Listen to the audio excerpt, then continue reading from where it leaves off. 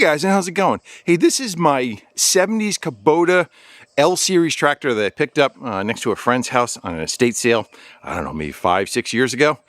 Anyway, we got it from that estate. It had sat for a long period of time with, my guess, it had some issues. We brought it back, got it fired up, got it running, and somewhat got it functional to go use. But since then, some problems have reared their ugly heads that we need to go and address. And those problems are the fact that the shifter gets stuck between two gears. So inside underneath that shifter going down, there's a shift fork with like tabs that they fall into. Well, it gets locked up. One tab would be one direction, one tab would be the other way. It'll be like in first and reverse at the same time, and the tractor doesn't move at all. So you got to unbolt the shifter, get it out of there, pop the forks back into their location, and then it moves again until the next time it happens, which is 20 minutes later. So it has been parked here for probably a couple years. And the other is the 3-point hitch, which we had a problem with the first time around. And the problem was the fact that the 3-point hitch would not stay up, in the air. And I think it's to the point now, or was when I left off, you would have to rev it up. It would try to lift up on the 3-point hitch, but as soon as the RPMs came back down, it would drop back down again. And it has a block of wood just kind of holding it up in place right now. So it's been parked ever since and not used, but what's the sense of having it if nothing even works on it? So let's go take this and see if we can go fire it up, get it on the trailer, bring it back to the shop, and see if we can fix some of those problems. All right, I don't think it has any power to it. I doubt it. Again, it's been sitting out here in the weather for, see if we can dash lights. We are neutral. Yeah, we got nothing. All right, let's get that hood, lift it up, and see if we can get a jumper pack hooked up to it. I think the battery's in the front on this thing. We got kind of the minimalist toolkit to work with, but as long as it runs, I think we should be okay. Yeah, I know, I shouldn't say that.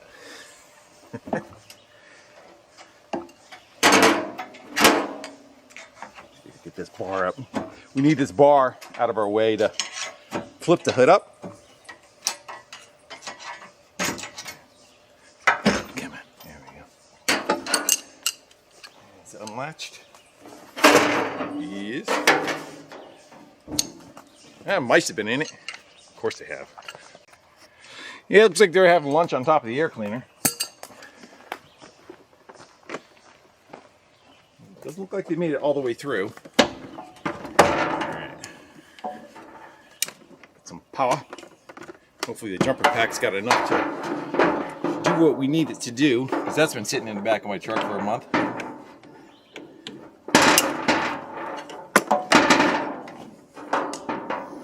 Can't see.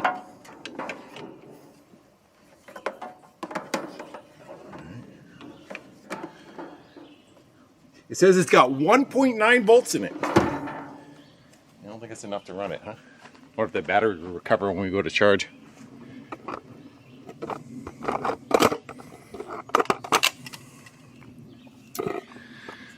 Yeah, we got. How do we make it do it again? 12.6 on the pack, which is good.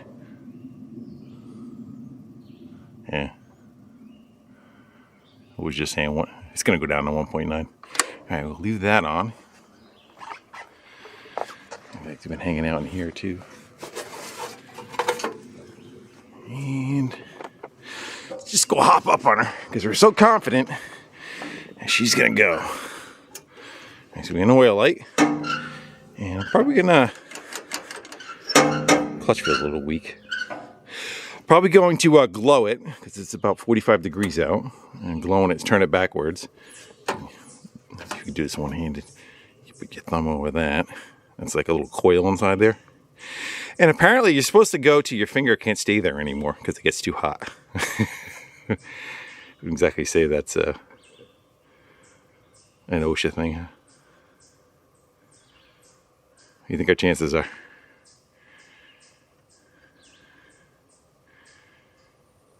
Let's go for it. Let's see what we got. Come on, baby.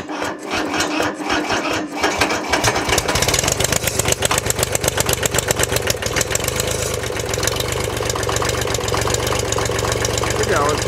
Let the clutch out.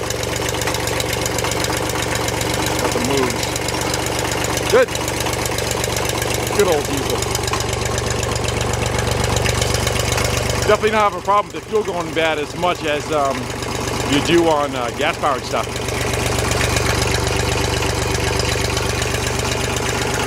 Nothing peeing out of it. Oil lights out.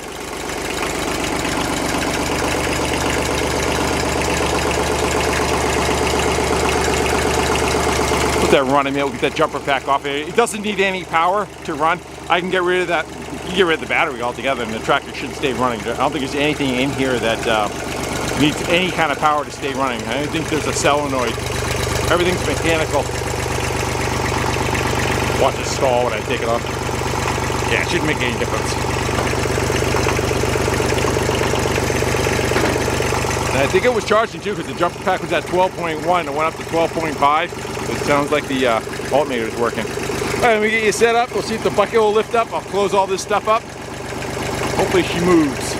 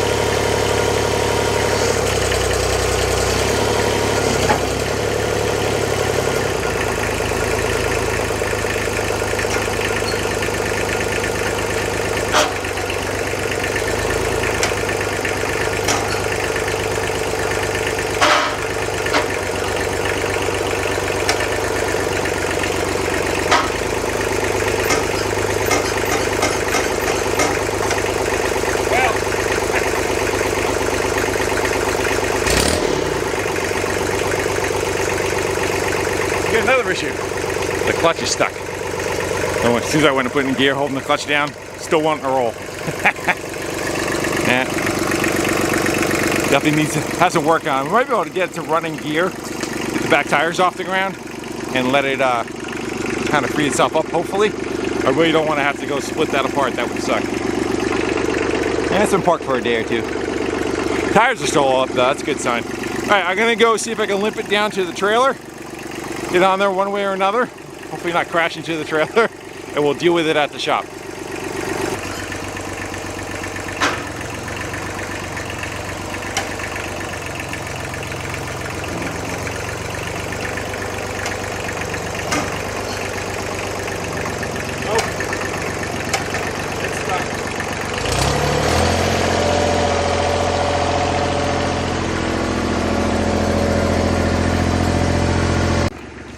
Well, the good news is the clutch freed itself up after about 35 feet. Just holding it down, it just all of a sudden the tractor was rolling by itself. See a little bit of oil right there. And a dark spot by the tire. I don't know if that was anything that was leaking.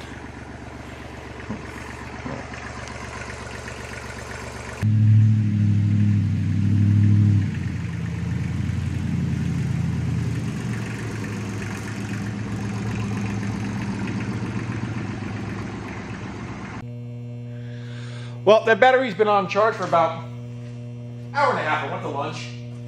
I just tried it. It's not cranking fast enough. I went to high. Battery charge is all the way up. Let's see if it'll be enough to fire it up. And then we'll try to see if this will work. I seem to remember, glowing it. I seem to remember I may have had to take a floor jack and jack that up, put the piece of wood in there. Let's go find out. Make sure it's neutral. Come on, baby.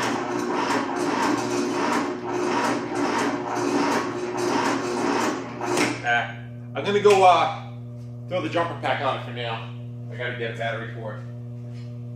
I can steal one out of my car if I have to.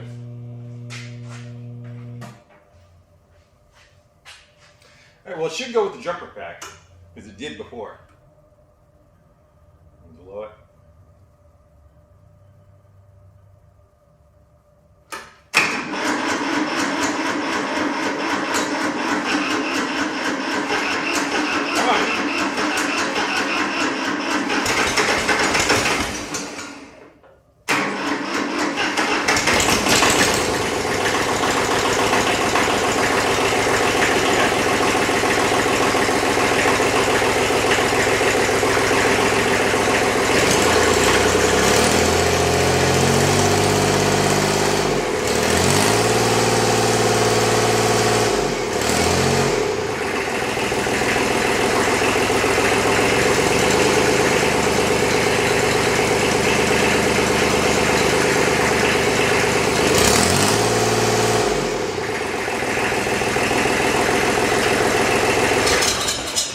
Now we get nothing. Let's go get a floor jack. We'll jack up the tiller, get the weight off of it, let it come down, and we'll kind of go from there.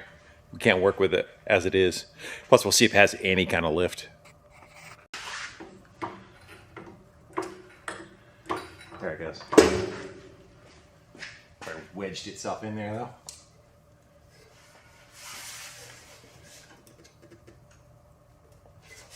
It's become part of it. Let's get a hammer.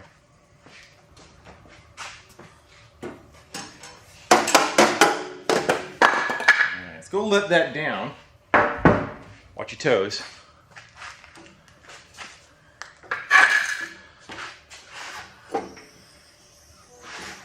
Let's go fire it up again, see if we get anything out of it.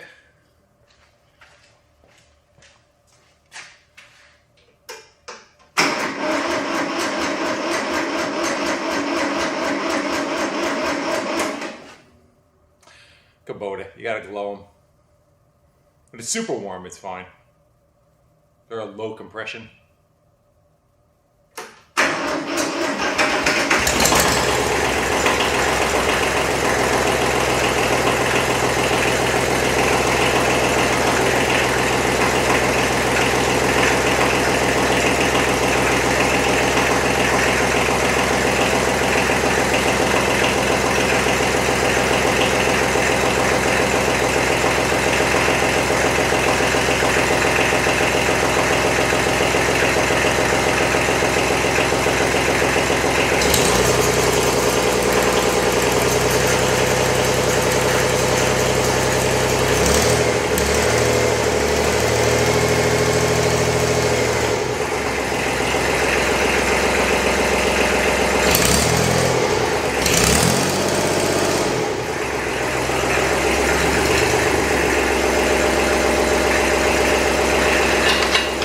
I was going the right way, but it's still doing what it was doing.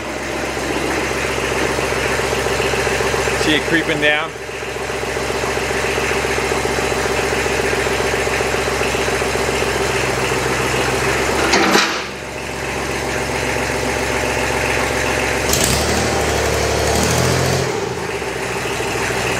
That's what it was doing.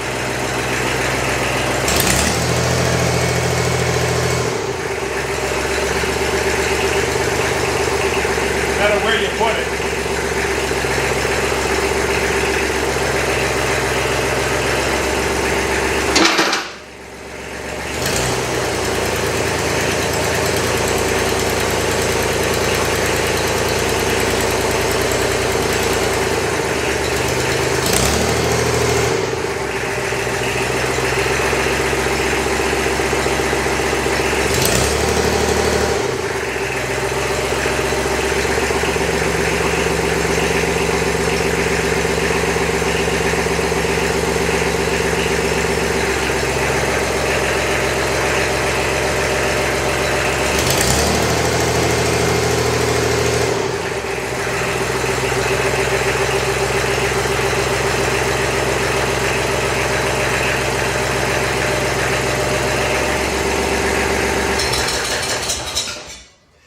So that is our problem, and I think as it gets warmer, it gets worse because the fluid kind of thins out.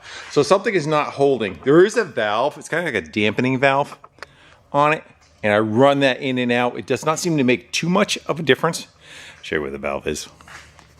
So that one right there, which I would think you'd be able to run it all the way in one direction and be able to hold pressure, but it doesn't seem to do that.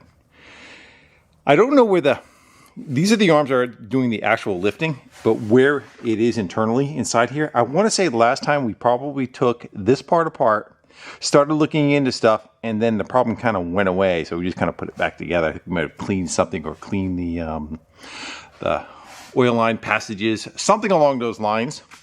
Let's get the seat out of our way, and we'll start digging into it. We'll start taking this apart, see what we can go find. My guess is somewhere there's an O-ring that is probably torn or jammed, or it's got a score going around it that's causing fluid to go back onto the other side of the cylinder when it shouldn't. Shall we dig? Well, it looks like it has two valves of sorts. I see one here. Let's go see if we can pop them out of there before we start really digging. But I think we did this last time. Again, and the problem came and went. The other thing I'm kind of thinking of too is, I wonder if like the rototiller is just too heavy for the back of it. I wouldn't think so though. This is a fairly decent sized machine. And I think this was just like a path for it's you open allow fluid to kind of like, this is a restrictor of oil. And I think this just kind of was like the buffer for that. I don't see anything coming out of that. We got another one on the other side right there. Let's go to the other side. Pop that one out. I'm looking for something like with a spring behind it. Maybe like a pressure regulator. Yeah, this one right here.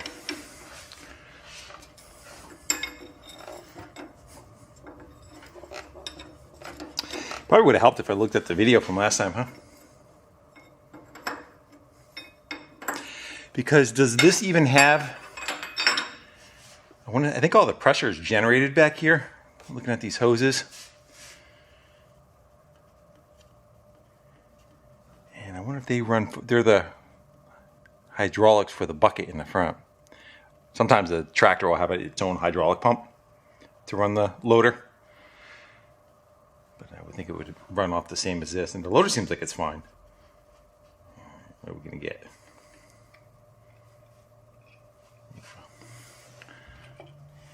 We got a spring. Got a little cup of sorts in there. Let me go see, get something to wiggle down there and pull that out.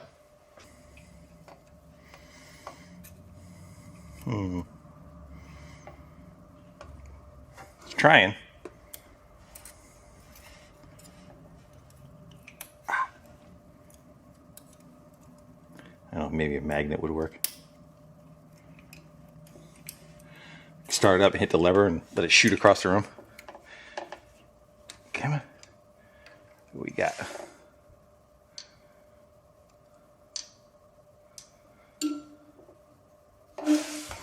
See anything on that?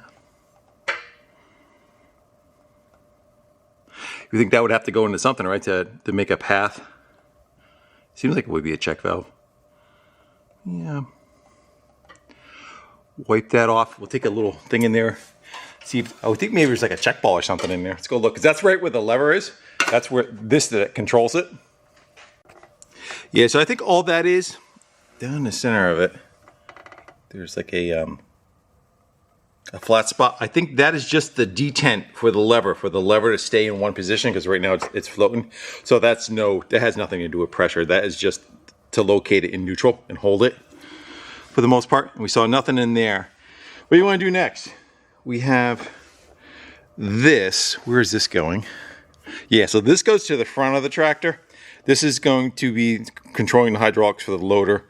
And then for this valve is where those hoses go. So it has nothing to do with what we're working on. Let's go dig some more. Let's go get these bolts out of it. Pop this off. And my guess, you would think that there would be like a piston in here, judging by the, the outside look of it. I also see too, it looks like someone was in here before, because there was silicone hanging out of it. That might be a tell, huh? That might suck. All right, anyway, let's go open this up first and see. We'll dig in a little at a time. Sneak up on it.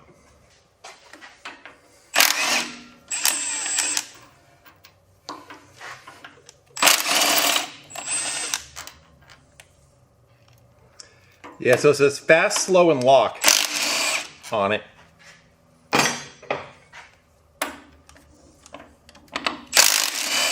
Now I went all the way to the lock position, which was all the way in, and it still dropped down. All right.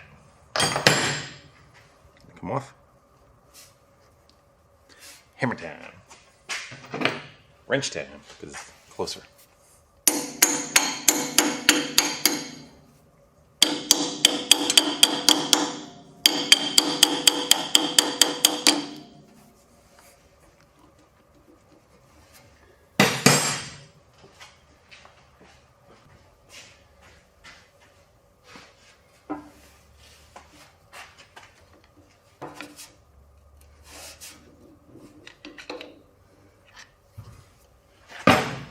See an O-ring on top.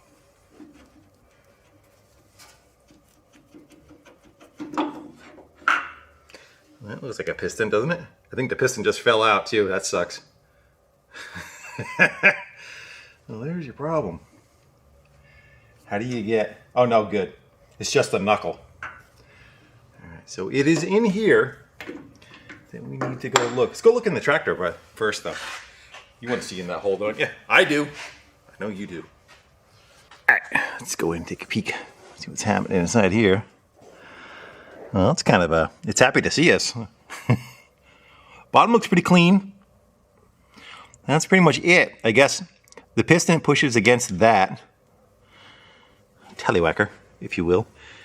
And that piston is inside here. Fluid, I guess the valve runs fluid to here, into that port, fills the cylinder up, and then you can control it. Like I said, you can block the passage off here or not. And if you put this valve the other direction, it allows the fluid to go back and the piston goes back down, allowing that to go back down. So I say we take this, bring it over to the bench, and I have a feeling we're just gonna have a crappy bore with a seal on it, hopefully. Let's go take it over there. A little desk job. Well, let's see if, I don't know. Good thing I put a rag there, huh? So it does look like we have some kind of valve right there. I wonder if I should have oriented that. Let me, real quick, clean this up. It's gonna make a mess. And we'll regroup in a minute. As you were. I say we try tapping that piston out of there. I don't see a bunch of oil leaking on the other side. I would think that if that were the problem. There we go. It's pretty scored up. I'm looking for a chomp or something missing right there. That might be the way it's supposed to be, though. How about the bore? Because this thing probably only really travels 2 inches, maybe. I wouldn't think it's the whole thing. Let's keep throwing rags at it.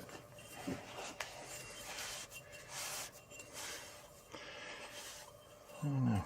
Because you would think also, too, that you would find a spot that is, it just seemed like it was consistent all the way. Like the leak was even all the way past it.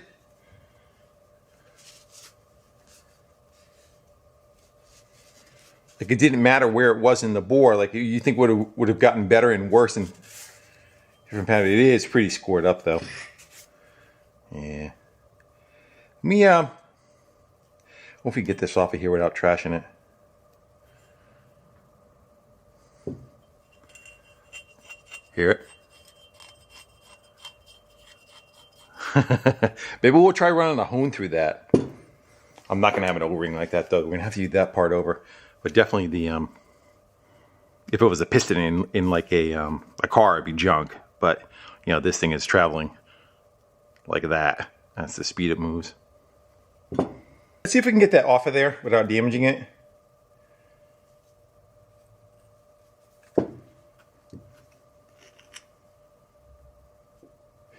I wonder if we can even maybe flip it over. That's the way it was, right? What else do we got? What would you call that white piece right there? How does that come apart? Gotta have a split in it somewhere, right? They got it on there. Let's go. A little lift. Right here. Yeah.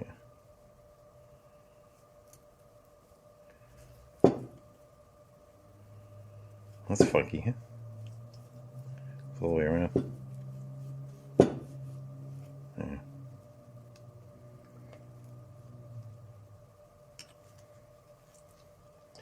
We're supposed to get a nor'easter tomorrow. Big ass storm. So the second half of this video, we might be playing in the rain. Beating on the roof. I don't know. Let's, I'm going to go clean this up on the wire wheel. I'm not going to hit it on the buffer yet. You remember which way that was? I probably should have took a picture. The O-ring was here, and then that was there. Good thing for video, right?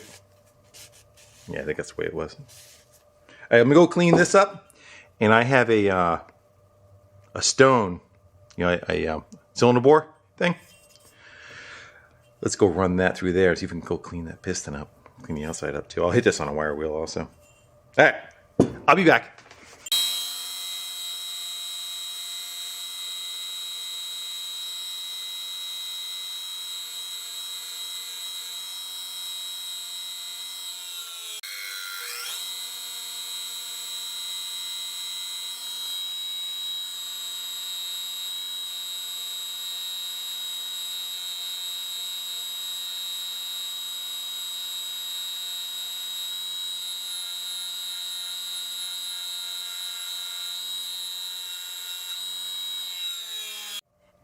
Yeah, it's too bad the cylinder has a step on it. We could have flipped it over, but on the other end, there's it's machined down.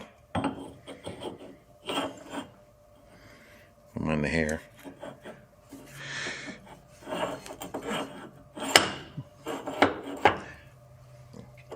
Yeah, we could have flipped it right over and had the piston sit in a different part of the bore, you know. Get out of there. Yeah, we could have done something like this, you know. Ran it the other way. Let's go take a hone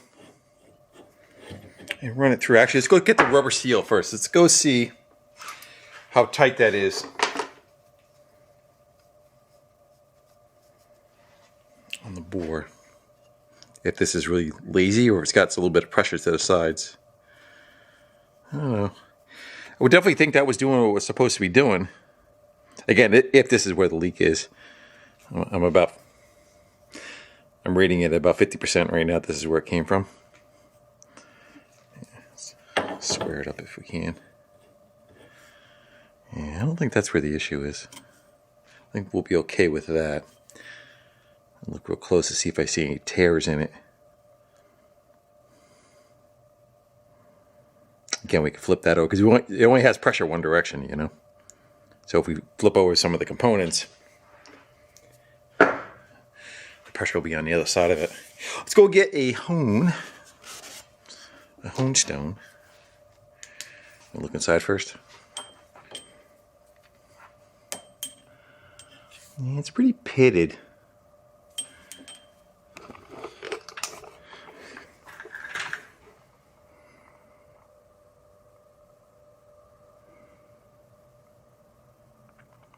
I think it's not wanting to focus.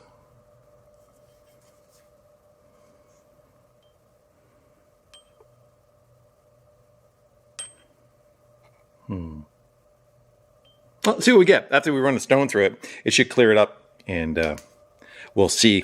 Yeah, the witness marks will be there where it is really tore up. As long as it doesn't look like the piston. Actually, let's look into the side where we took this off. That's not too good. That might be an issue, huh? Good place for oil to try to go back down and around and back to itself. Well, here's your problem. You need one of those. Yeah, because that went right to the cylinder, right? To the, yeah. So it was leaking hydraulic fluid was in here. It was leaking around and coming right out of here back into the inside of the machine. Awesome. Good. I might be able to come up with something like that. This is the multi-pack sets. I think one's metric and one's regular. Let's, I don't think we're going to have one big enough though. That's going to stretch pretty far. Diameter's right. That's this one. Probably about the same, right? Yeah. Let's go see if that'll stretch over it and look okay. If not, we'll go to the hardware store. You try it. Let's go fit it on top of the cylinder real quick and see if it feels snug. Yeah, I kind of want to buy stuff before the stores close, you know.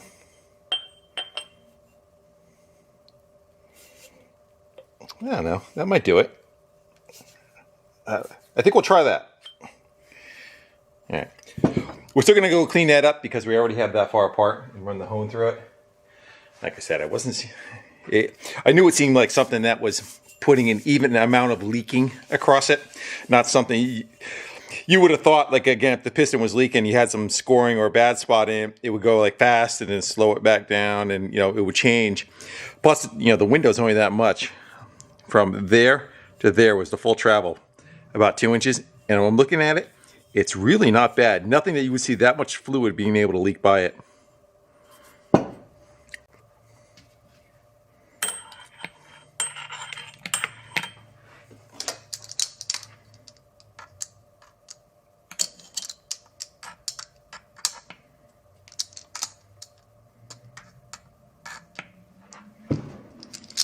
That's anything you do on an engine, you know.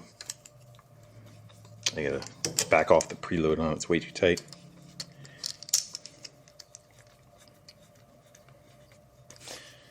There we go. Get in there. Ooh, that sounds dry.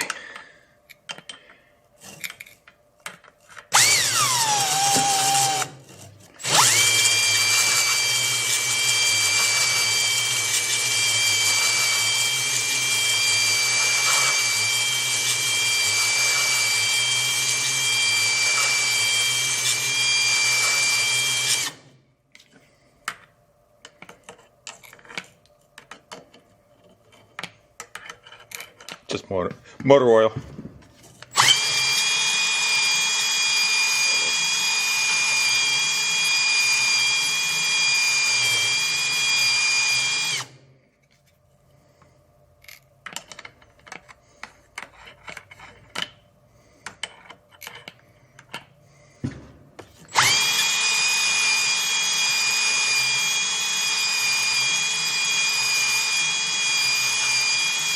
You don't have to go crazy. Let's see what that did for it. Yeah, you can see all the witness marks of where it was, where the piston was running. Again, it was only that top 2 inches. You can see a bunch of pitting down below, kind of like the outside of the cylinder. But it's never gonna travel that far down there. So good. I'm gonna go clean it up. We'll put it all back together again. And see if our busted O-ring was a problem. All right, I heard you. I'll give the piston a little bit of love. This is WD-40 and a piece of 400 grit. Let's go try to work on some of that a little.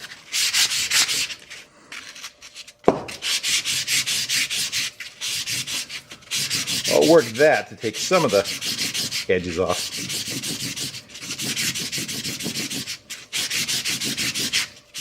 Steel, not aluminum, so it's got a little bit of a fight to it. It's not going to grind away real easy, so we can get a little aggressive with it. All right, so I'm going to go do that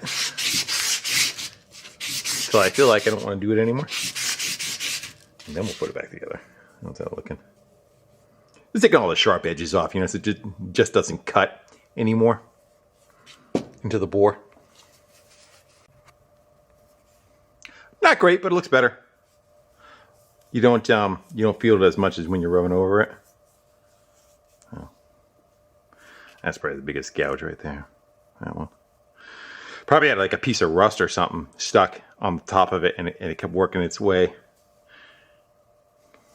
Yeah, maybe a piece of rust came up from below the side of it and got in there. Because this is all full of hydraulic fluid. It's always got oil in it, so we can go.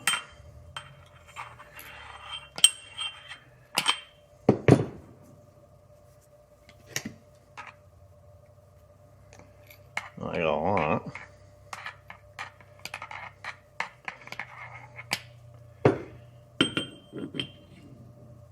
Can we do it?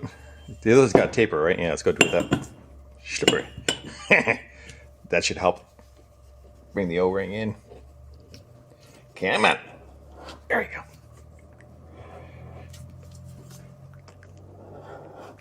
Good. Leave it just like that. I'm going to take this thing over to the bathroom. We'll clean this up too. And what about a way to test? What was in here? I know we looked at it earlier. We took it out. I would think it'd be like a check ball or something, wouldn't there? No.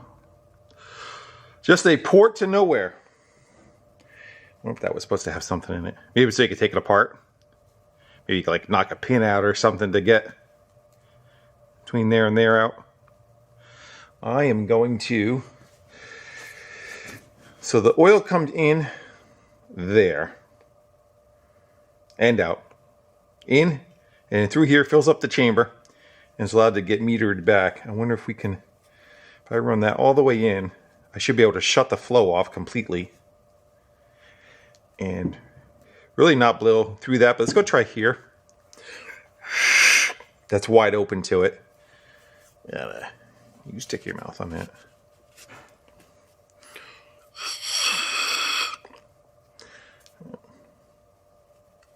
And it goes right through. There's no block. And it says lock that way. Actually, the port's open though. That's going to go right through there.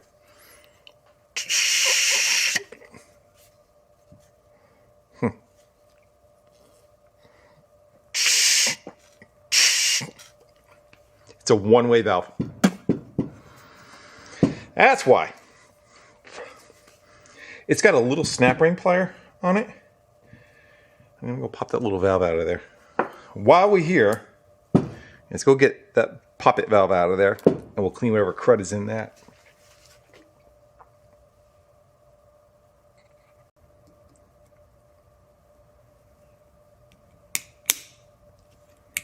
There you go. There's that. What we got to do to get the valve out.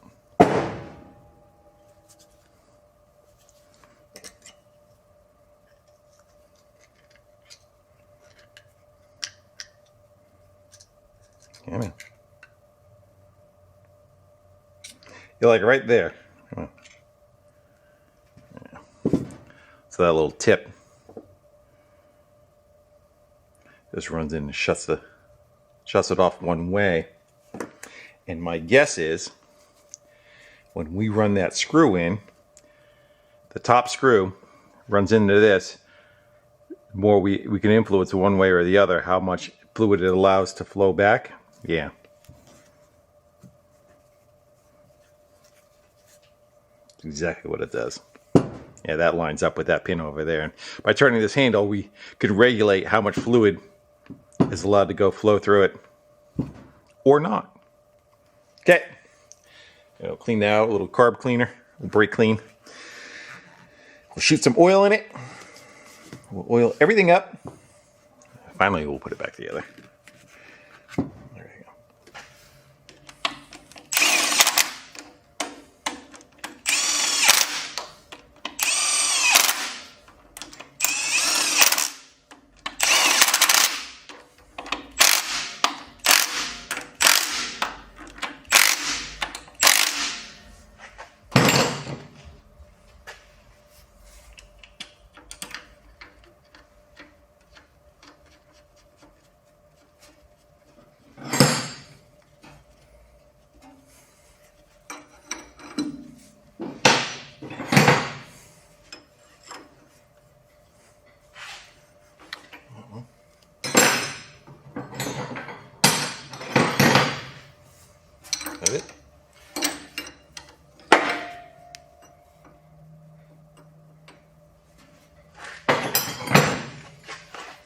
Might be over on the bench. Yeah, it is. You can get it close.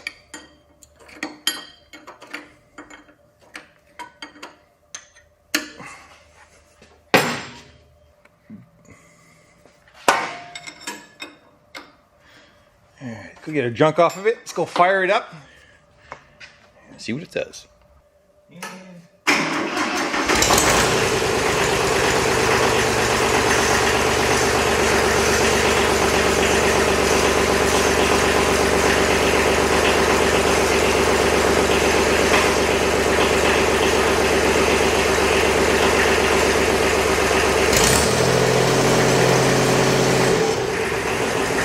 suck.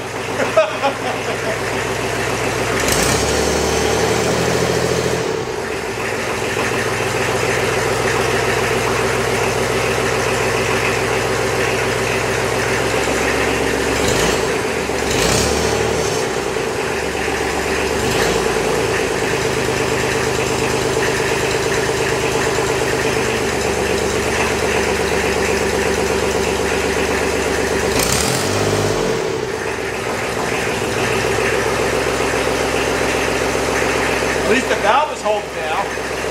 The valve holds. When we run it all the way in. I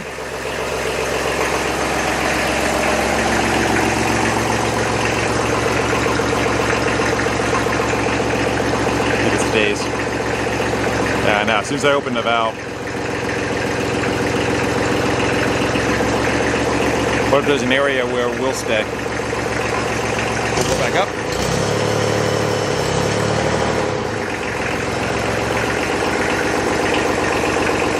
Go down. Yeah.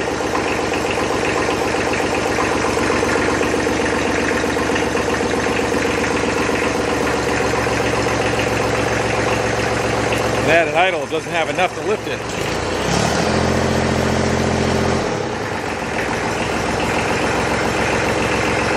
Almost like we're in the right direction.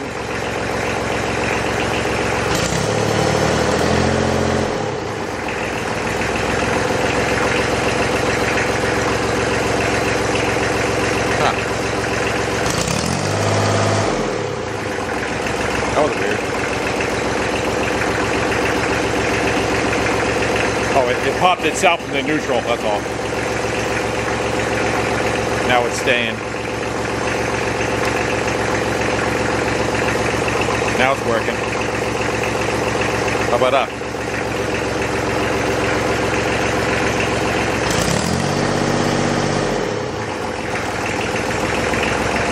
Working sometimes.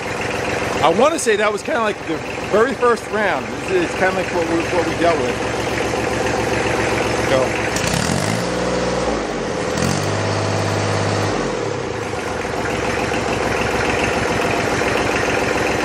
I think I might let it set with pressure on it.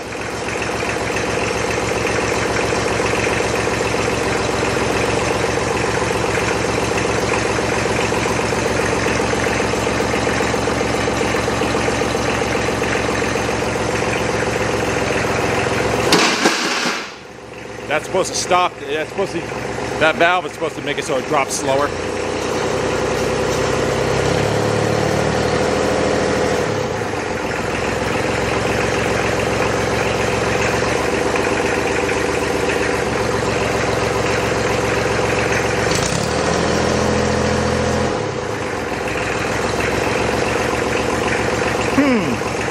Kind of working. I think what's going on is going to kill it. I think the pump itself doesn't just have enough hydraulic pressure to lift it in the up position when it's idling and you rev it up. But if you put the stick, you pop the stick out of gear, it's pushing fluid backwards is probably what I should say when it's at a low idle. And you rev it up, builds enough pressure to lift it. But as soon as you let off the power, it drops back down. It was doing that all the time before. And now it's holding, I think. Maybe we'll let that go for a little bit. We'll just leave it sit up in the air. See how long it takes to creep down, if it is. There's a bee. I woke somebody up. There's a nest here somewhere then. He came in with it. And maybe we'll screw around with the shifter. Turn the power off. Let's go get the shifter assembly out of it, look at that, and see if there's anything we can start looking into what's happening with that. Again, with the, I've had to take it apart in the woods because it was stuck where it was, and I'll show you. And just for the record, at the lowest point we are at, let's go call that 11 and a quarter-ish. 2 bolts to go. Should probably have them both in neutral. That's the PTO.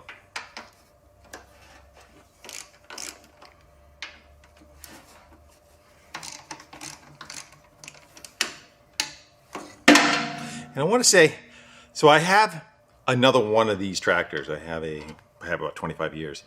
It's the same thing. It's an L. It's lower horsepower. It's only a 2-cylinder though. This is a 3-cylinder. This one's like 22 horsepower, something like that. I think my other one's like 18. And I think I remember doubling up the gasket.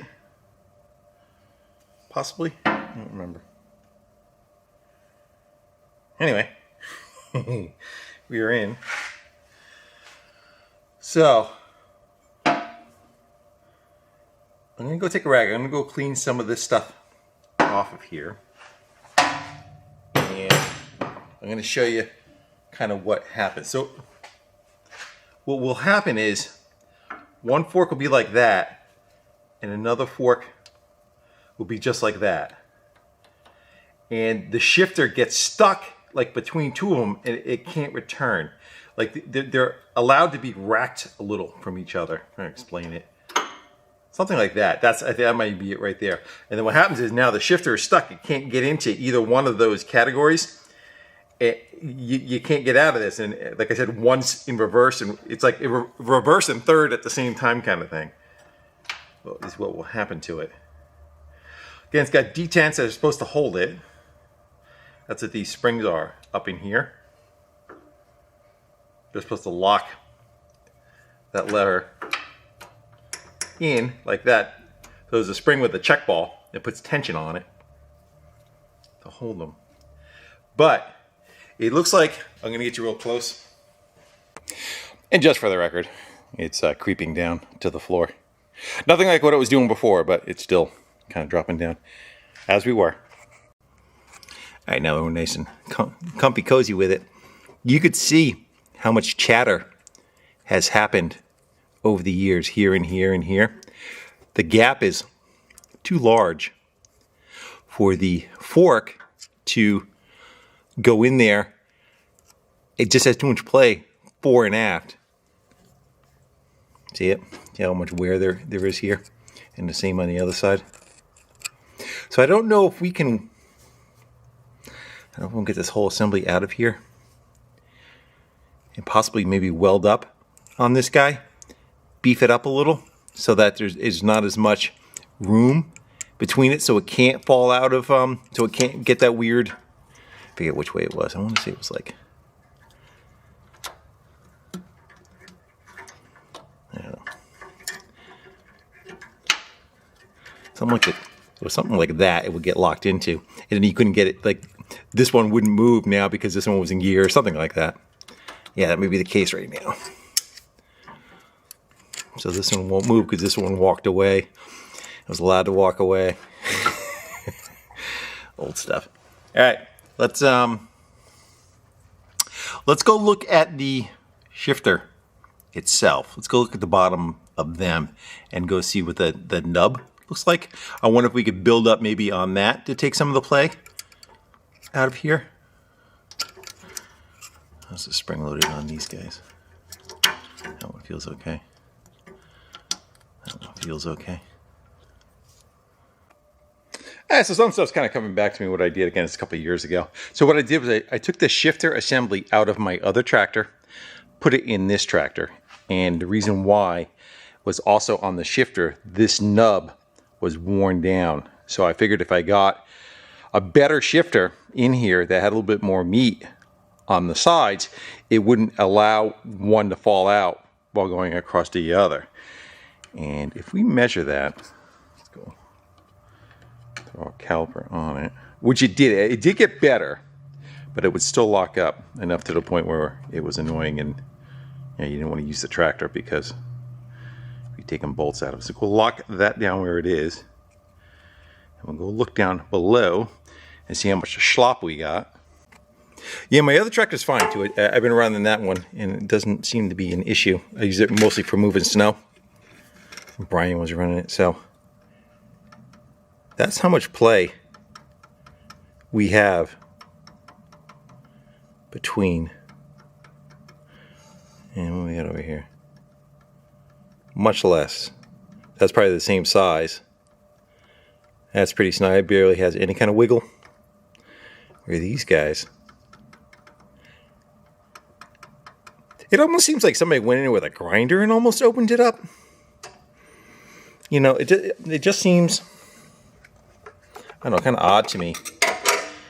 Yeah, how that's kind of egged out like that and having so much room. So my thought first was to go take this apart. Maybe we could try to weld these and build them up. But what if we do that on the shifter? We build the shifter ends up a little bit. We grind it just so we get a snugger fit in here and see what we get. I think that is the least intrusive as far as taking stuff apart. Because then when we take this assembly out, you got to try to get the shifter forks back on all the gears and all. You know, I'm not above doing that, but I'd rather not if we don't have to. Let's go try it. Let's go open that shifter up so we have just a little bit of play in there. So this is set to how much space there is on the levers. So that's how much larger it is than what we got. So my idea is maybe what we'll do is we don't have to, it doesn't really matter. Yeah, we don't have to build up both sides evenly. We could just do one side of it. If we don't like it, we could always just return it back to the way it was. I would think it would take a weld. So let's go build up, I don't know, maybe about a 1/4 inch or so on this side.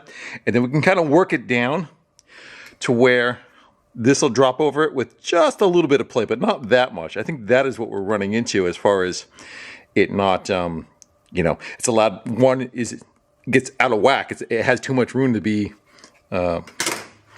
it's not in its neutral position when you're shifting for the other gear. When you go and move it out of that, say that center one, you move it out of that spot, it's allowed to go move away because it never locked into the detent. And then you go over to this one and you try and move it. Now you go to go back, you can't because this one had moved on you because it had too much room to allow.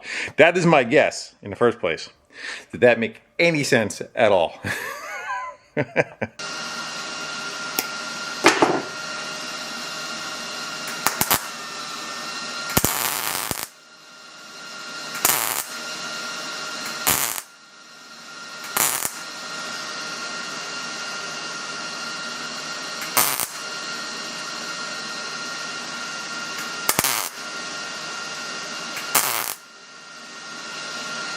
I said it's more than enough material. I think we could whittle down from that. Let's see. Yeah, we're just at that. That should give us enough to work with.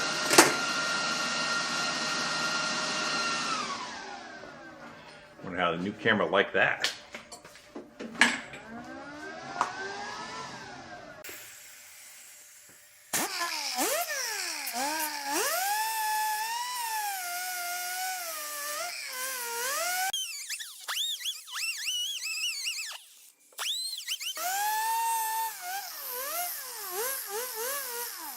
Trying to mimic the other side of it there.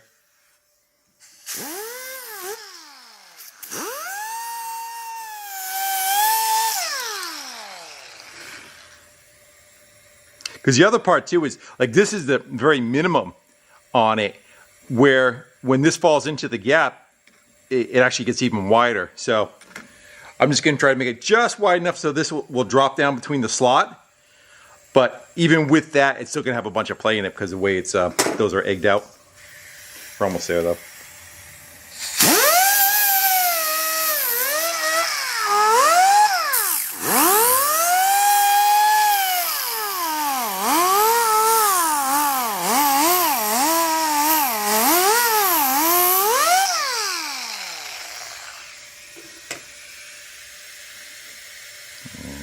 Almost here. So So I'm gonna get you out of the way, get your eyeballs. I do see I got a bunch of crap on your lens already. I'm gonna get you out of the way and do some more whittling without hurting you. I may have taken off a hair too much, but we're at that much right there. Probably like 50 thou or so, 40 or 50 thou. Let's go see. We're on 50 right now.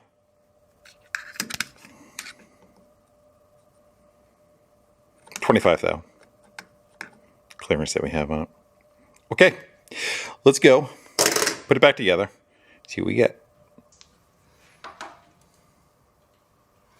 That's bolted down. It definitely feels much better like that. Before it had like a bunch of throw, but I don't know.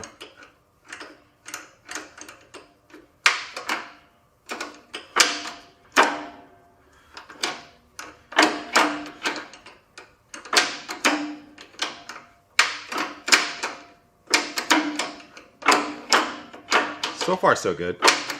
And when I looked at my other tractor, I'm not going to bother taking it apart, but when I had this apart in my other tractor, it doesn't have those big grooves in it that this one does. So again, I don't know if it's from just the age of the tractor and how much use was on it that caused it to do that, or... So this way only has reverse. That's only reverse. This should be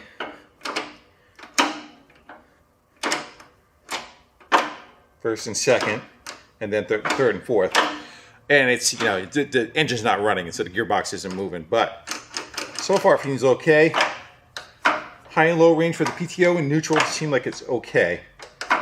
Let's fire it up. We can probably put on Jackson and kind of run it a little bit. I want to run that 3-point hitch up again and kind of keep an eye on that. And this, I guess, when we go run it, we'll see. I already like that better. That's so much less. Like I said, that distance before was like that, you know. It had that much travel on it, and I think it was just allowing the other one to get notched out of gear. All right, let's go fire it up and lift our PTO.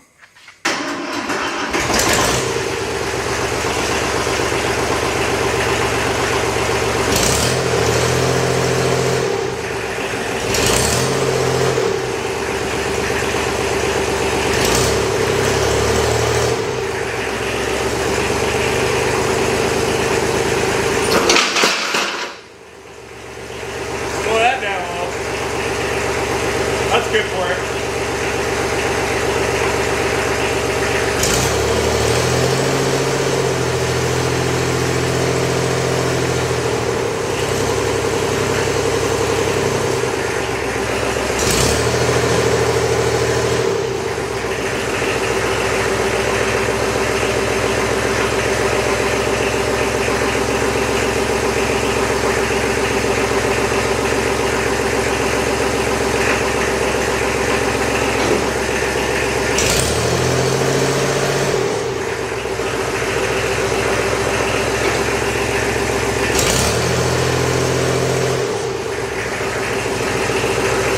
Tractor won't do that. I'll have to rev it up to lift the blade, but it stays.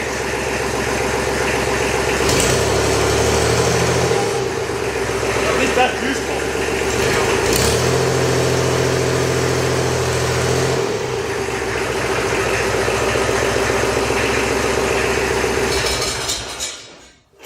Actually, let's go let it back down a little bit. We'll fire it up and we'll run the PTO and make sure that's working okay. Should be a controlled drop. It's right there. All right.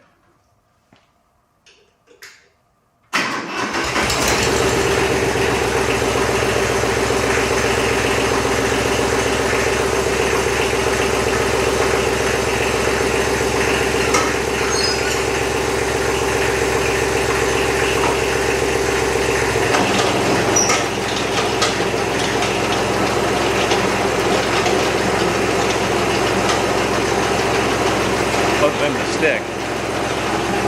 I'm not going to reach in and grab it. You'd die doing that. It's pretty good. Look, Crunch, he's got a gearbox on that side, a set of chains run on that side. Usually somewhere there's a clutch in it. If you do get jammed up really on something, there'll be an area where it can slip, which is either going to be in the gearbox or on the end of the shaft. It has something that'll allow it to pop out.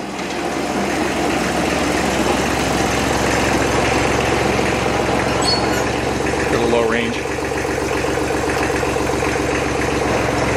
Low range. High range.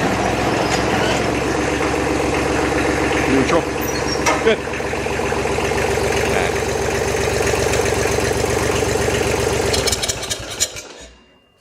Yeehaw! All right, so we can at least be able to use it to move material, rototill material around.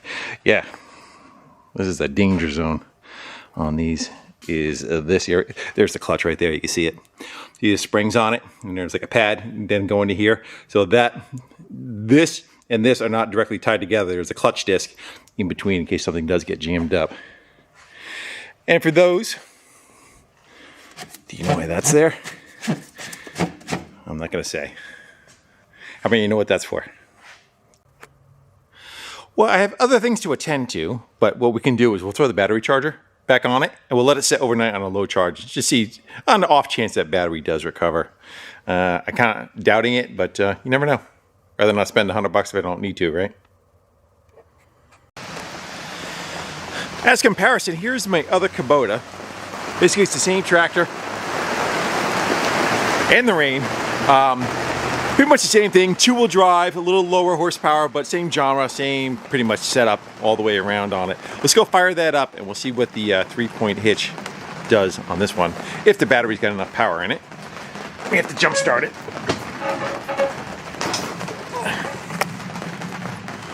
I just scared a squirrel. All right, let's go glow it.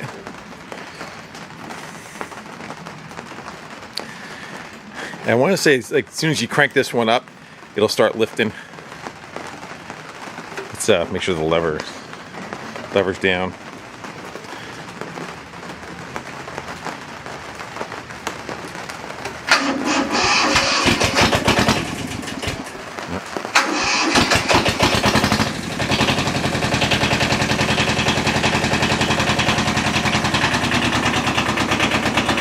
Now it's idling.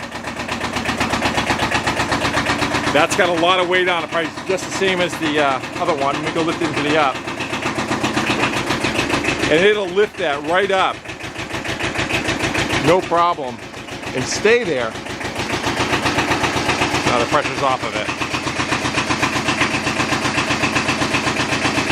And it won't really drop.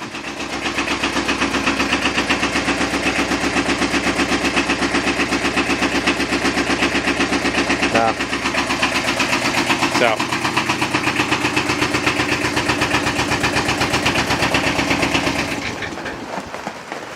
it'll just stay there like that too. So definitely have something going on the other machine where even when we fire it up, it should have enough power to lift it up. We shouldn't have to rev it up for it to lift the PTO, the 3-point up like that. All right, and going back to the shop, let's go see if the battery took a charge. And when the next day on the tractor, let's go see. I don't care about starting it, we're just gonna listen to it crank.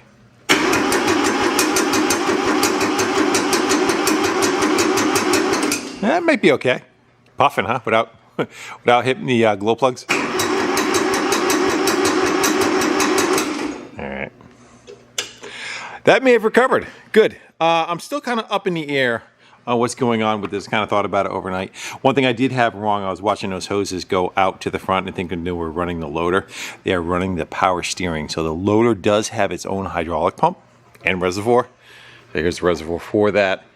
And the pump is running off the front PTO going out there. So that's the setup that is running this. So this is isolated from what the problem is we have back here. I do see the silicone around that, like somebody had this apart. So I'm kind of questioning what had gone on inside there where we don't build enough pressure at an idle for the 3-point hitch to work. I'm looking at this conglomeration over here, which is going out to the power steering. I'm kind of wondering if something is bleeding down at lower pressure, at lower RPM, and we are losing it, internally. Is it part of the power steering that is? I don't know if they're in series or in parallel, meaning like how they're plumbed off the system and where the pump is internally. I don't have any books or anything on this. I guess I can probably try to Google the topic. I'm looking at this valve here, which my guess might be a pressure relief valve at a certain PSI. It drops out, and this might be what we were talking about earlier with the other one. Or was it? Was that one that we took out? Thinking it was a pressure relief where basically you have a spring and a check ball behind it to help hold the certain pressure. I just don't know on that. I also don't see where you check fluid levels on the rear. I would think you probably have a drain plug or a side plug and a drain plug you pull out. Like a lot of gearboxes has a plug on the side of the block. You stick your finger in, or you fill it up till it starts coming out of that hole.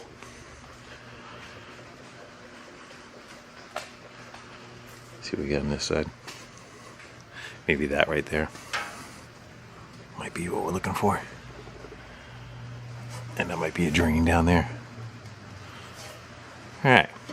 I think I'm going to go try poking around a little bit, see if any information comes. I'm kind of, do I want to get into removing this whole assembly off the top and getting a better look and access to where the pump is, which it could be anywhere. It could be in the middle of the thing too, and I'm not splitting this tractor. It operates good enough for that.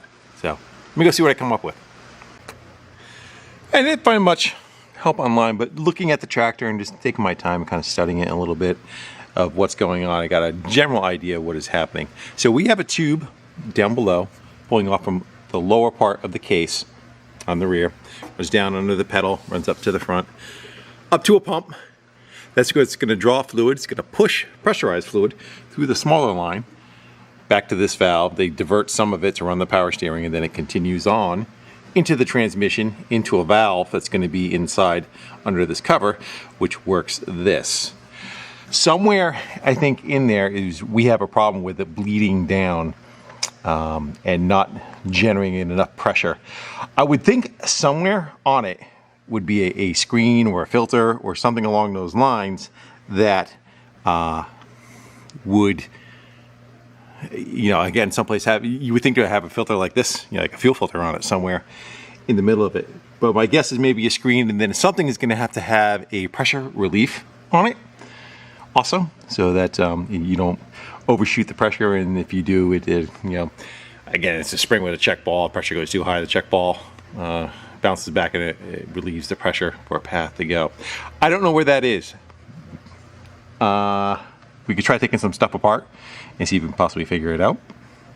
Other thing I was trying to think of too is possibly, I wonder if the power steering cylinder is leaking internally and is bleeding pressure off of the system, where the pressure of the system can't come up because we're losing it on that cylinder. Is another possibility I was thinking of. Let's go walk over there.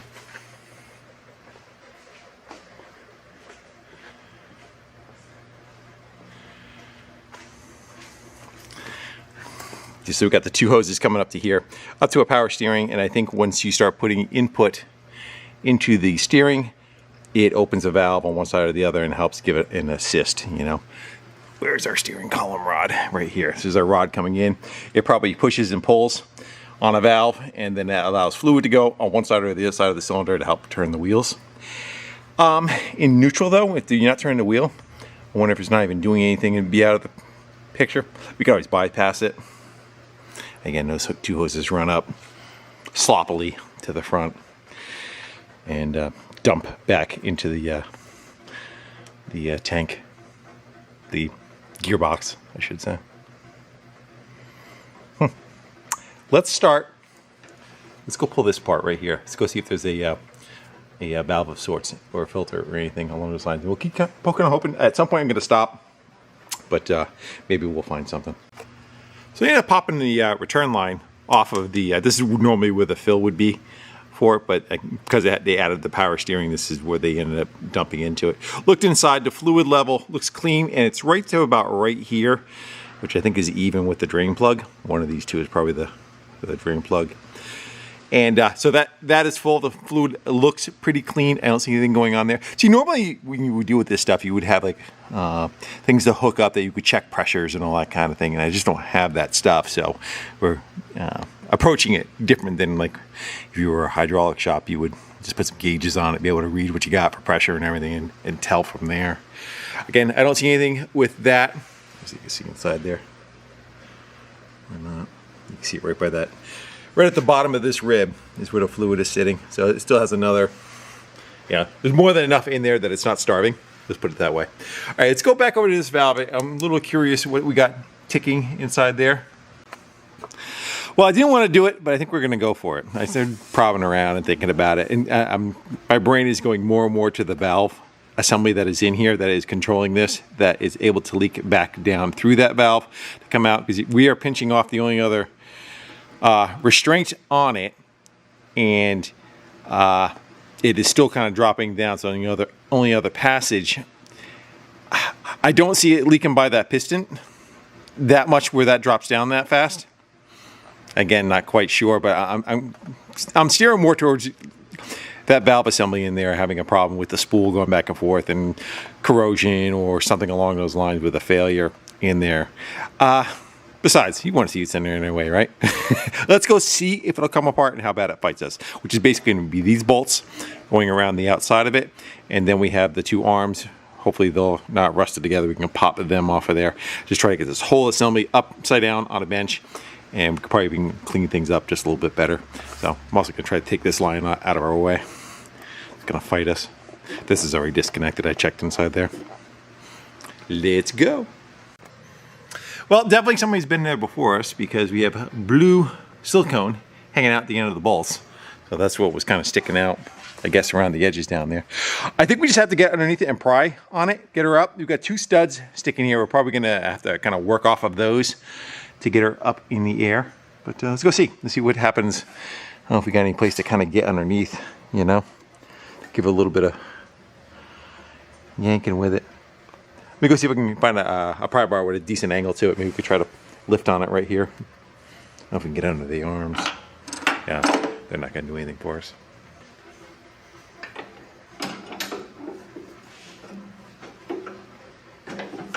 Not getting that good. Not a great place to get any kind of leverage off it, Let's go try a small one.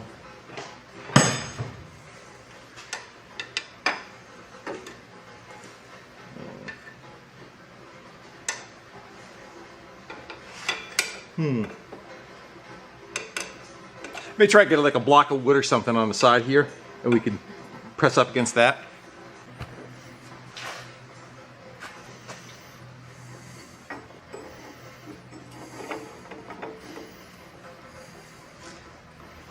One on each side. There it goes. Stay open. Get in there. I'm going to work around. I'm going to get one getting underneath the front. See if we can work that right up. Might be able to grab it. Let's go see what we get.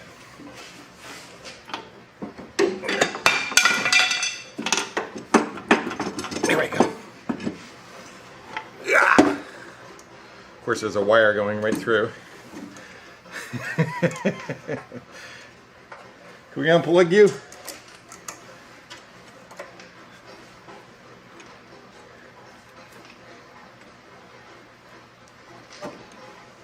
I'll work with that. I think I'm just going to cut it, redo it. Yeah. Let's go bring this over to the bench.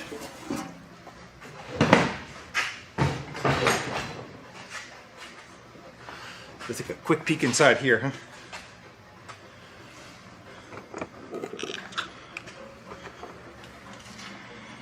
Yeah, fluid level looks okay.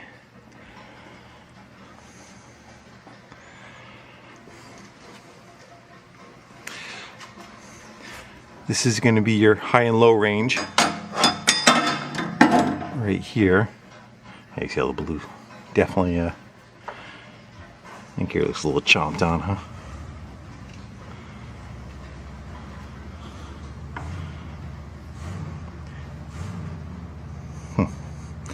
Somebody's firing a car up outside.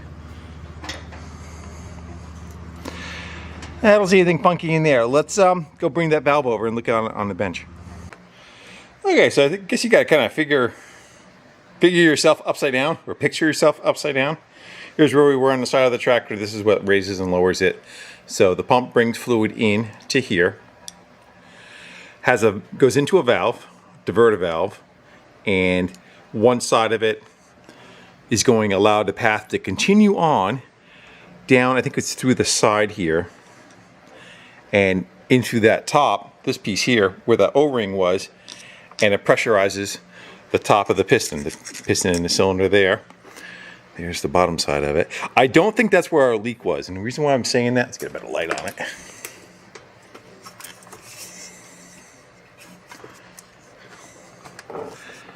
Like why it was leaking down. Because I honestly don't see any fluid. You would think you would see some fluid dripping around there. You would think you'd see some fluid dripping around there. And I don't see anything. I don't see much passing that piston up. And again, the whole stroke of that thing is probably the top 2 inches where the material is pretty good. I'm kind of guessing if we're leaking, you know, like around one of these valves, around this spool.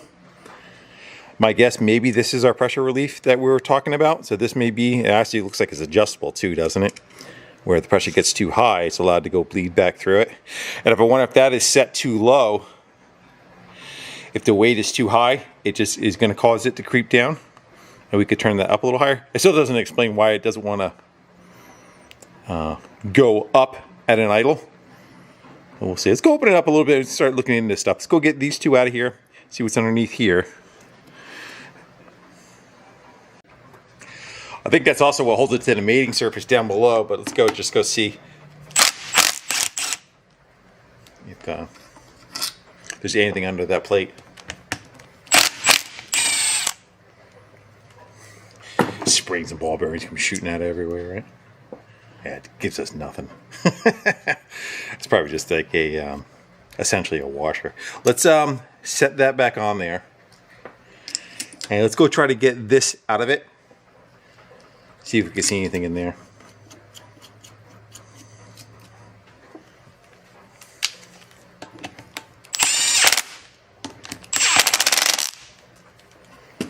Actually, I think could we have lifted that whole valve right out? Stick it in a vise?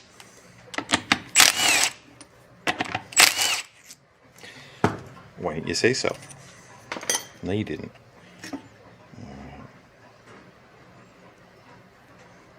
Got O-rings. And that's going to be for a flow going up to it. Got some mud on it, huh? Let's go throw this in the vise and pop those two guys out and see what we got going on inside. We're going to take this whole thing apart. I know we are. Just to see how it works, right? Let's work on that one first.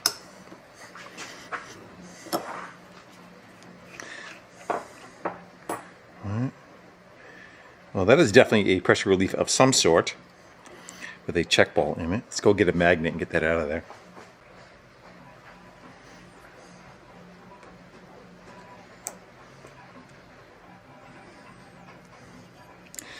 That actually looks hammered. Yeah. That might be a problem right there. You know, that's all worn. I can see that definitely being the issue.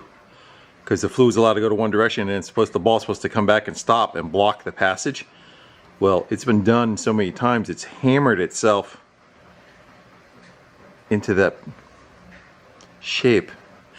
Do I have any balls? Alright, so that's one thing. I can see that being the back bleeding part of it, how it slowly goes down. Maybe we'd be able to even just to flip that over if it doesn't move because the spring's kind of holding it. I wonder if we could just flip it 180. Let's go get, it's got little locking tabs on it. Let's go get a little screwdriver. We'll bend down this tab. We'll take this apart and we'll see if this has got like a preload to it. I would think that maybe would be like the high pressure side of it.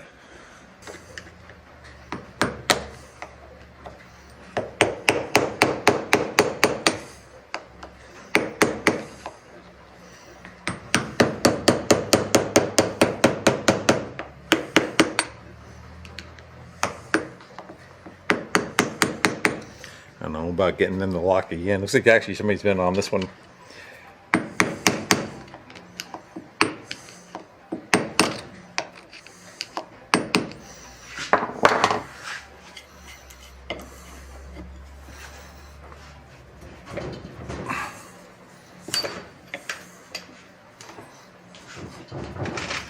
Back you up a little bit. I'm gonna punch you in the head.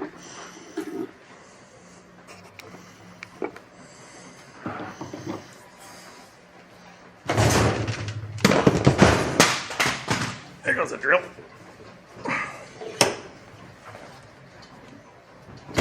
There you go.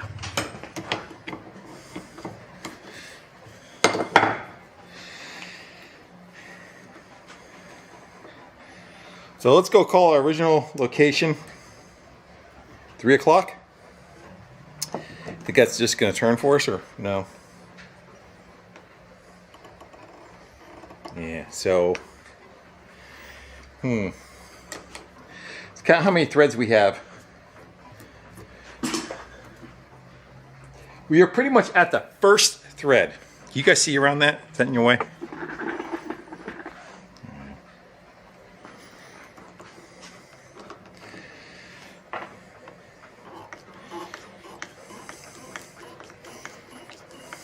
Hope it doesn't launch.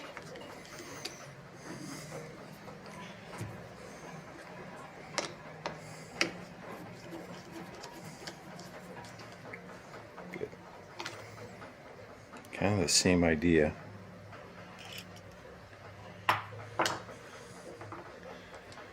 Let's see what we got down there for a mating surface. Just another valve. So, and a ball. Can we steal? If they're the same size, I wonder if we could steal one. Remember how all that went.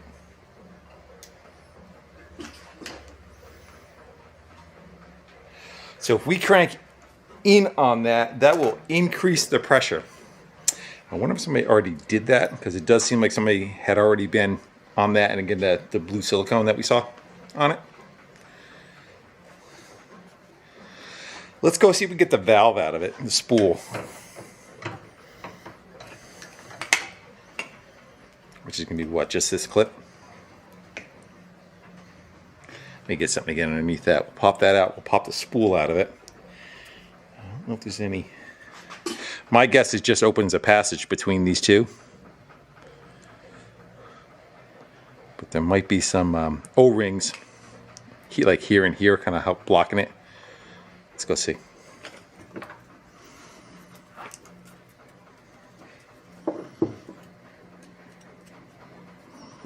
We'd be better off grabbing it with like vice grip so we don't lose it.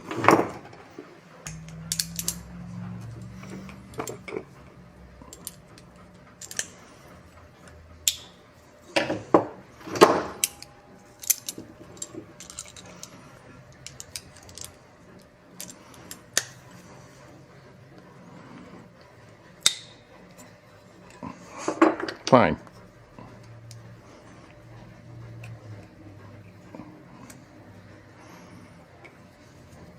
Hopefully no check balls or anything fall out of this. Will not let us come apart.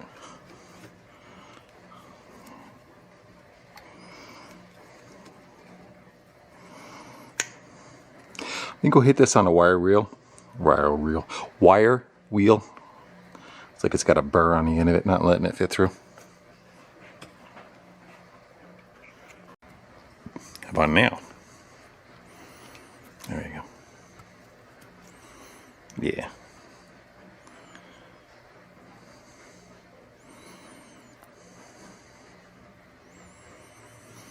I don't see anything funky. I don't know if there's any. I don't think there is. Is the flashlight over here, the little one?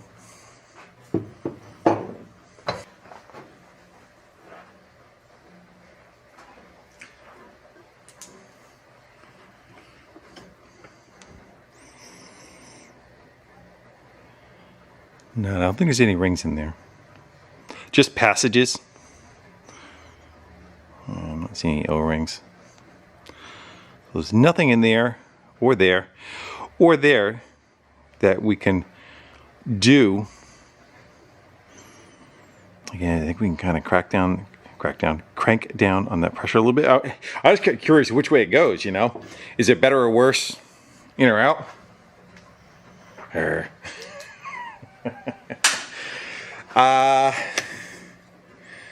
I'm gonna clean some stuff up, and I want to see. I know we had grabbed a bag of balls for when we were doing the side by side. We needed a check valve for the oil pressure, and it had ball bearings. And that one, look, it's got one on each side of it. It's got a hammer mark there and a hammer mark there. So I don't even think we could find a good spot on this where it would even be any good for us to use. I'm kind of thinking this is it. I think this is starting to send us in that direction. That would explain. I wonder too if, like, when it was building pressure up, like at an idle, you're trying to raise pressure up, it was leaking by that. And then you rev it up, it's got enough, and then of course it slowly creeps down because it's leaking around that seal. Again, that's just a guess on my end, but it's the only thing we found that's kind of like out of whack. Well, I screwed around for 15-20 minutes walking around the shop looking for where I would have put that bag of balls. Instead, I ended up going to the hardware store down the road and got 2 new ones. Both of these are 3/8. The main pressure relief one was a 3/8. The other one was a little smaller. I'm not sure if it just wore down or it actually was smaller, but this size I tried with that one did drop into the bore. No problem, it dropped into that bore without an issue. So I think we're gonna go ahead with that. I'm gonna go take some time. I'm gonna go clean everything up, give it one last inspection, and put it all back together. And let's go see what we get. I think we're pretty much ready to go together. Both sides are prepped. We got seal on there. I also changed out those O-rings just in case while we're in there. I kind of left this right back where it was. I don't know if we're gonna kind of gain anything, so I don't feel like taking it apart in case I do screw something up. But let's go throw it on and see if we get any different results.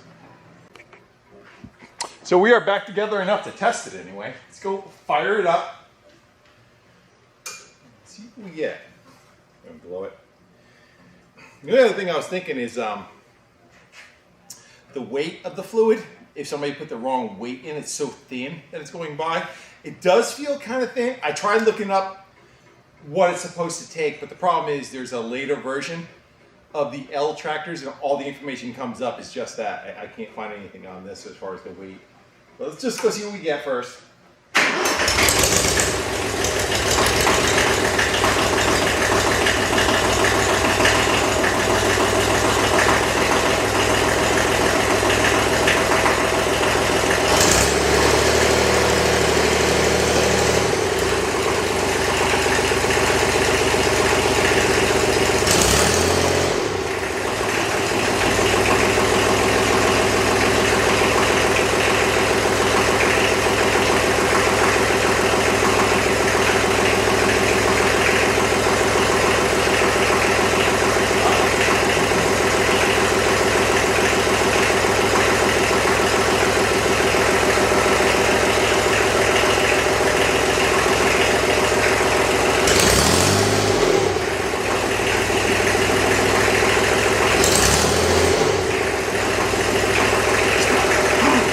Doing that.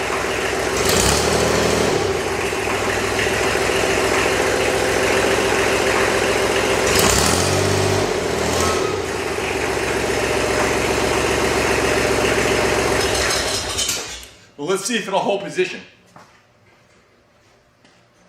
So again, my thought was on, yeah, that's on that check ball bleeding back.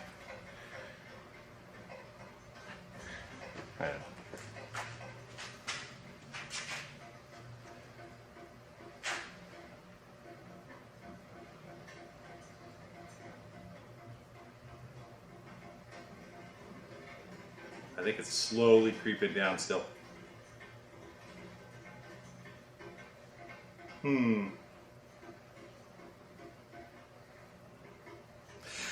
I wouldn't blame, like, the slowly creeping down, I wouldn't blame on the pump. I would blame on the check valve not holding like it should. Talk about get my ass kicked. Yeah, so what I may do, I may go home and try checking what fluid it uses. It's all the same. The trans and the gearbox all kind of flows together. Later ones it's separate. But I wonder if it's just too thin of an oil and it's able to bleed by, and maybe that's why the pump doesn't have as much pressure on a idle to lift it. Well, let me go see. Let me go see how fast it takes for this to go down. And also possibly just get a little bit of air out of the system too.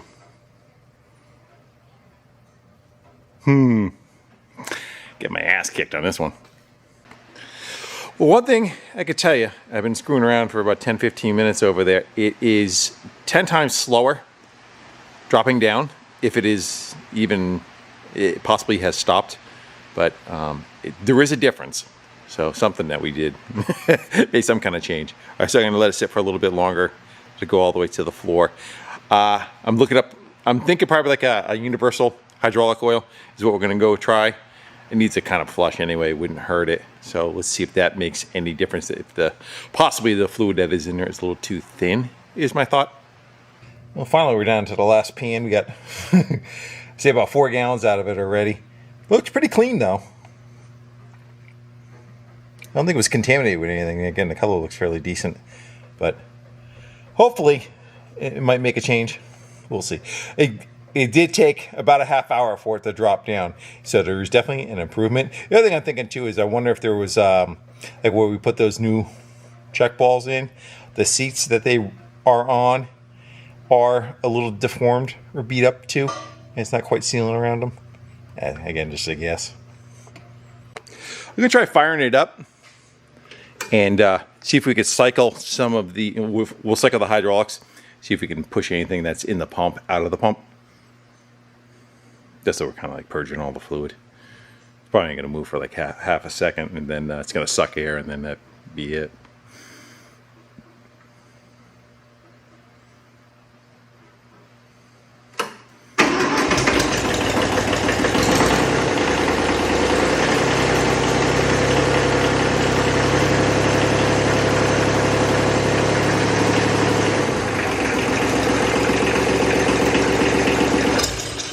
That should do it.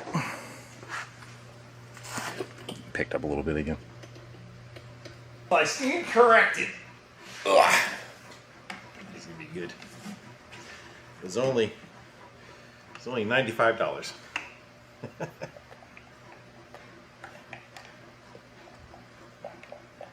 That's the biggest funnel I got. It's gonna go slow. Does seem like it might be a little bit thicker. Again, it called out for 80-90.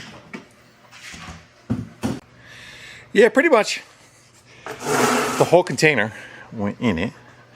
Now let's go see if that possibly, oops, let's glow it first. If that possibly made an improvement in it. I sure hope so. If not, it's definitely gonna have a clean, clear gearbox. Even right now, like it's a good half hour for it to drop down, so it has improved. We must have, stumbled across something that made an improvement. You see the glow light is red.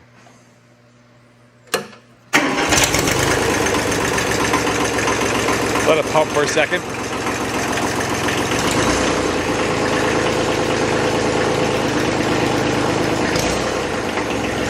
Actually, hold on. Let it down. I think it came up without me revving it up. Let's go see if that's true. Let it drop. Okay. It's like, oh, there it is. Gear. There you go. It'll kick itself out.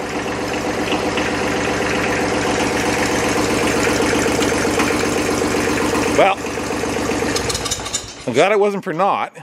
Definitely the weight of the fluid has made a huge difference in it. I think somebody put regular hydraulic fluid in it, and it was supposed to have 80-90. I typed in 1975 Kubota L series tractor transmission gear weight, and that's what it came up with, 80-90. Now let's go see if it drops down, and if anything, it should be even slower. If it does, because the fluid is thicker, so whatever leak it has, the fluid has to be a little bit slower around that. But I'm psyched. We don't have to do that anymore. Awesome. But your power steering probably works a little bit better too. I'm going to go take some time and clean some tools up, put some stuff away, go get all those jugs underneath, because you know I'm going to go drive away and wipe them out. So let me get those out of there, and we'll let it set a little bit and see what we got as far as that's concerned. So as far as parts that we put in, that's pretty much it. 3 seals, 2 balls. Only a party to me. I do think this was definitely causing some issues. I think it would just like, you know, if it didn't seat perfectly and it racked a little bit, it was causing a bit of an issue. This one's got some scarring on it. And of course, you know, just the seals. I may have caused this. I think we had this apart several years ago. I thought that may have been the problem. I don't think it was leaking around there, because it seemed like it was almost the same after we, you know, the first try around that. But each time it got a little better. So it has been a good half hour or so. That is, I think it's kind of stopped about that height. It did drop, I don't know, 4 or 5 inches, and it seems like it's staying right there. One thing that, if I feel like it, I may go take it apart one more time. You notice when I ran it up and then the engine bogged down, that regulator that was on the inside, if I back that off a little more so that it has enough pressure to lift it, but when it gets to there and it goes in override, it's not as much of a restriction. I think somebody was in there playing with it before. Possibly, maybe this whole problem may have started out from somebody doing a fluid change on it, and when they did that, they put the wrong stuff back in it, and the weight was wrong, and then they started getting into the same thing I was, because definitely somebody had that apart already, and you could tell that somebody took that plunger apart with the spring on it, and you know, my guess is put more preload on it. The only thing that's a pain in the ass is that it's hard to, you know, each time you got to take it all apart to be able to go do it, try it, put it back together. So I don't know. We'll see how I feel tomorrow.